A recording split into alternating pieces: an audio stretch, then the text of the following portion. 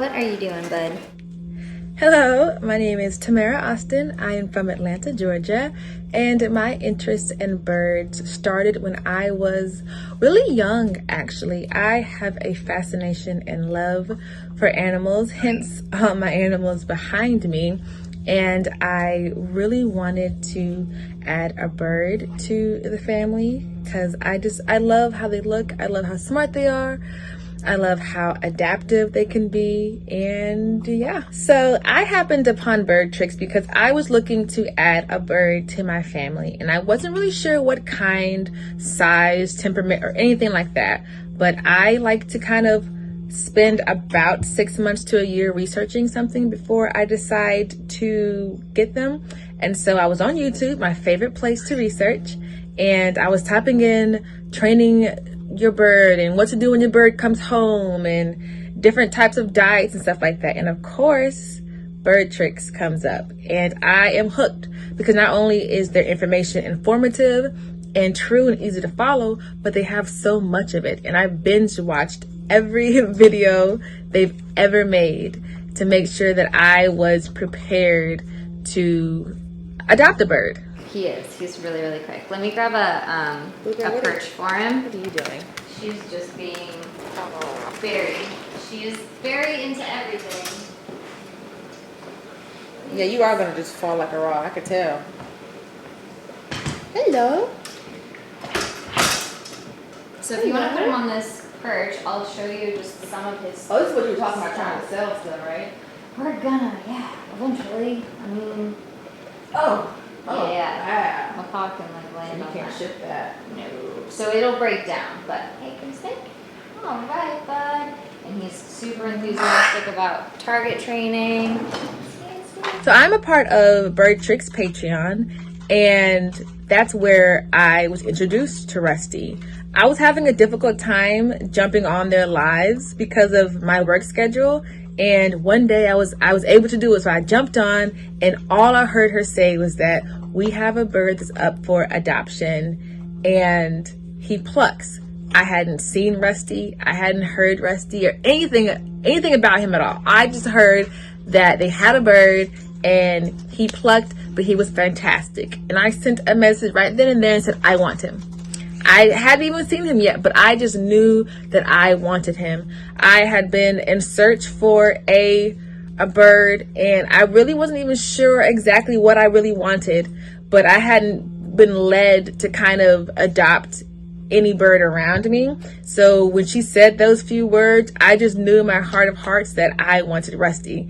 And I didn't even see Rusty until probably maybe 3 days later. So I flew up to Washington State to meet Rusty for the first time.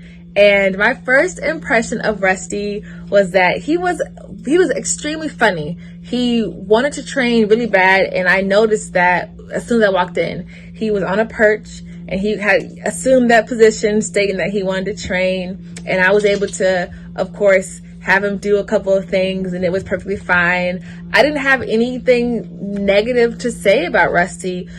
He was everything that Jamie said that he would be. He wasn't mean or aggressive or anything like that. He stepped up just fine, and we had no issues.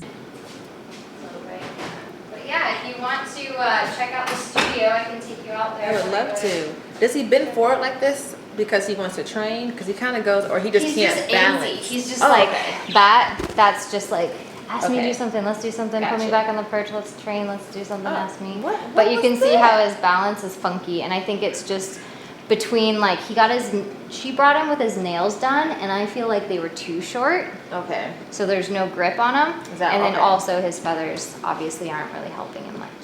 You have a lot going against you right And now. you're kind of beak heavy. Blue, you're not being helpful. But yeah, let's run out to the studio and grab that aloe, and we'll come back and I'll show you what some. I know. What, did you already eat them all? Okay, come do more. Let's do more. We'll do right here. And there. Okay, so when it comes to the airport, and I've watched your Traveling with Birds video, Okay. and you were saying to request a separate room.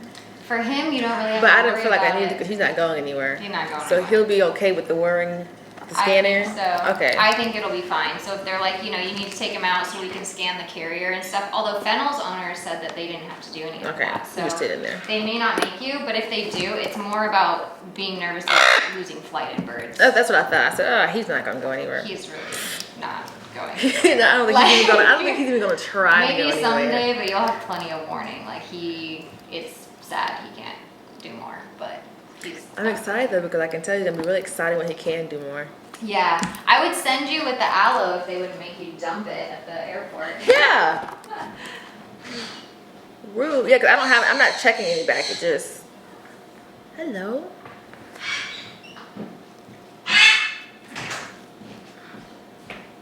So I will say, like, if you're used to making the seasonal feeding system and stuff, I do make it a little bit more wet than most people probably make. Like, when most people make it, they strain it and stuff when they thaw it and all that, and I leave all that in. And I just add some ground flaxseed, and so it's pretty wet, and he loves it.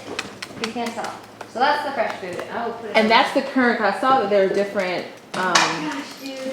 different months. So that's Yes. why I wanted to make sure I put him on Oh my the gosh, month that he Barry. was on. Have you tried him on your freeze dried yet? Because I will be ordering. I wish I could order my freeze dried. You can order one. You have that package. Just look, this is what you do. That's all I have. Yeah, but you use it and you fill it in with something else. Put quinoa. No one's gonna know if you put something But else I've in been there. using it for photo shoots and everything, so like. Just put quinoa and stuff in there. No, I mean like I've been rehydrating Oh, you can actually- it for oh. photo shoots, so you Oh, like have yeah. to see it. And I only got like some of my birds photographed. I didn't get all of them. So, oh my gosh, Barry, It is super wet. yeah, it's super wet. So just so you know, like my birds and all project birds, they eat it Perfect. really wet. So it's fine if you, when it's. if you make it and you find he's not eating it, it might I'm just gonna be do a it. texture thing. I'm gonna do exactly how you do it. From like wet. And I added sprouts to this. So if you're like, why does it look different? Very. I am going to start. I actually purchased seeds to sprout them. Oh, awesome. I saw that was really. Super helpful. Oh my gosh. Yeah. You can't even reach none over there. No, he's like, come on, let me at it. He's probably just ready for dinner, which will play into your. Which would be the pellets, because he already had the. Yes, it'll be the pellets. Hey, will you feel good about him, like personality wise? I think he's fantastic. I'm excited to work with him. Yay! My only fear, honestly, was that he was a biter. And Oh. I'm used to being bit, so I wasn't like, oh.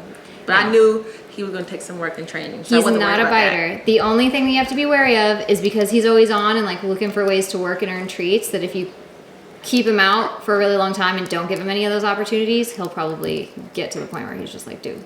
So when I got back to my hotel that night with Rusty, the first thing I did was, of course, I set up his little area because he was going to be there just overnight and we were leaving the next day. And I myself had brought a perch that I made myself, a PVC perch. I, of course, had brought his favorite treats and I brought some pellets. And of course, Jamie gave me some of his seasonal feeding system, so I was able to feed him that. But I took him out of the cage of his little carrier and I let him walk around, and we instantly started playing hide and go seek. I'm not sure if he knew how to do that prior, but I would put him down somewhere and I would go to the other side and he would come like little tap, tap, tap, tap, tap to where I was. Or if I was laying on the bed and he was on the chair, he would hop down the chair and come to where I was on my side of the bed, and he would start making this purring sound. And I would look down and Rusty would be stretching as far as his little neck could reach, and he'd be looking dead at me purring, and that told me that he wanted to interact with me. So we really did have fun the first night. He was not loud at the hotel. He didn't scream. He didn't make any noises. His temperament didn't change. He was absolutely fantastic, and I just continuously kept falling more and more and more in love with him. So because I flew to Washington State, Rusty was going to have to fly back with me. So I opted to have him fly inside the cabin with me, and I went ahead and purchased a ticket and all that. And he had his cabin approved carrier as well. And he really did perfectly fine. He went through the airport just fine.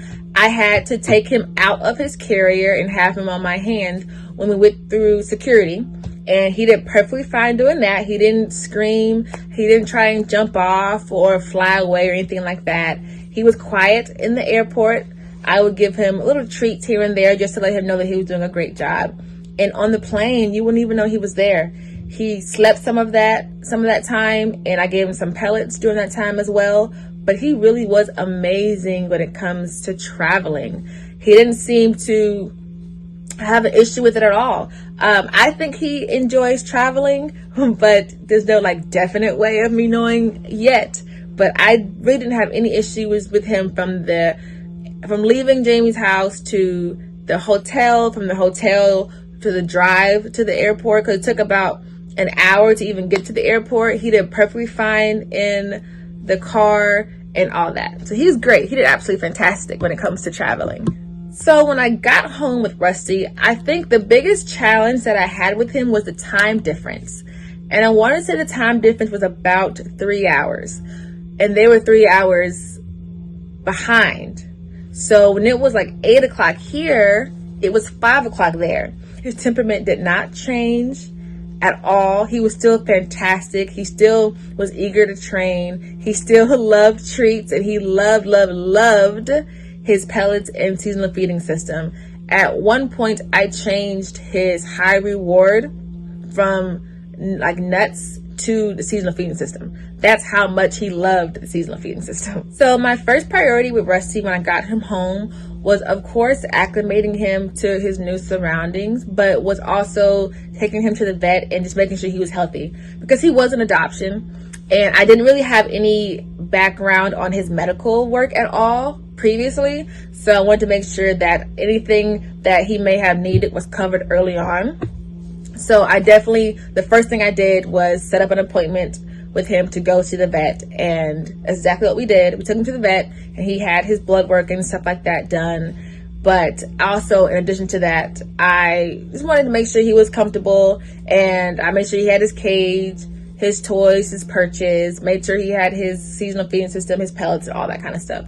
But first priority, of course, was the vet. You guys know Rusty was a plucker. So my goal with Rusty was, of course, to try my hardest to grow all his feathers back. With Jamie, and he was with Jamie for about, I want to say 3 months before I got him, his feathers were already growing back. And when I took him to the vet, they reassured me that all his new feathers were healthy. So even with just his diet change, because he was on seeds previously, with his diet change and sunlight and getting his baths and stuff like that, that it was already helping him grow back his plumage. So that was my number one goal, was to turn plucked Rusty into full feathered Rusty. And we were on that path, and it's actually going really well. He hadn't plucked at all since he's been with me. I've had no plucking, no feathers at the bottom of the cage, none of that. So that is giving me a good sign that he will hopefully and prayerfully grow back all his feathers. So I'm most excited about all his feathers growing back, including his clipped wings, so I could see if I can indoor free flight him. And that's something that was a long-term goal for me when it came to Rusty, because I just knew he would enjoy it so much, since he loves going wherever I'm going. He loves moving around. He loves training, that I just knew, like, I felt that he would really enjoy free flighting indoors once he was able to. So that's definitely something I'm most excited about. And yeah.